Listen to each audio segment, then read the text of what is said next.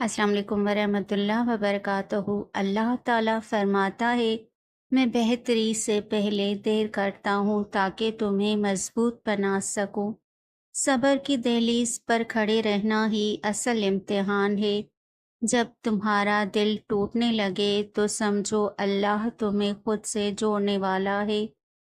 دعا وہاں سے راستہ بناتی ہے جہاں سے عقل ختم ہو جاتی ہے۔ ہر مشکل کے بعد آسانی ہے، یہ رب کا وعدہ ہے۔ اللہ کی خاموشی کا مطلب انکار نہیں بلکہ انتظار ہے۔ سجدوں کو طویل کرنا ہی زندگی کی الجھنوں کا حل ہے۔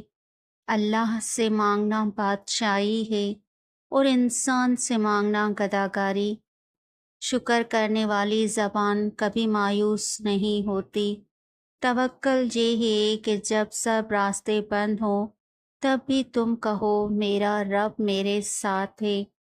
انسان کا ضعف اس کے بولنے سے پتہ چلتا ہے۔ دشمن کو معاف کرنا آسان ہے، دوست کو معاف کرنا مشکل۔ گناہ پر ندامت گناہ کو مٹا دیتی ہے۔ اپنی زبان کی تیزی اس ماں پر مت آزماؤ جس نے تمہیں بولنا سکھایا۔ خاموشی غصے کا بہترین علاج ہے۔ مظلوم کی بد دعا سے ڈرو کیونکہ اس کی اور اللہ کے درمیان کوئی پردہ نہیں۔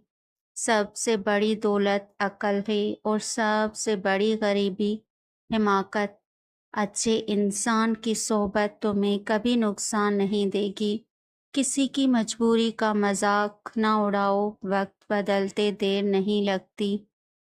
مکھن لگانے والوں کے ہاتھوں میں ہمیشہ چاقو ہوتا ہے۔ رشتہ دل سے ہونا چاہیے، صرف ضرورت سے نہیں۔ جو شخص تمہاری خاموشی نہ سمجھ سکے وہ تمہارے الفاظ کیا سمجھے گا؟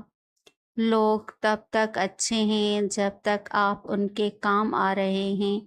مطلبی لوگ ہمیشہ دوستی کا نقاب پہن کر آتے ہیں۔ تعلق نبھانے کا فن ہر کسی کو نہیں آتا۔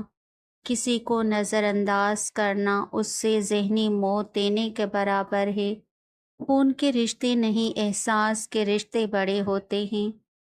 کڑوا بولنے والا دوست میٹھا بولنے والا دشمن سے بہتر ہے۔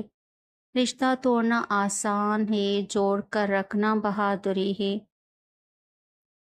محبت کا پہلا قدم احترام ہے۔ سکون تب ملتا ہے جب ہم اپنی مرضی کو اللہ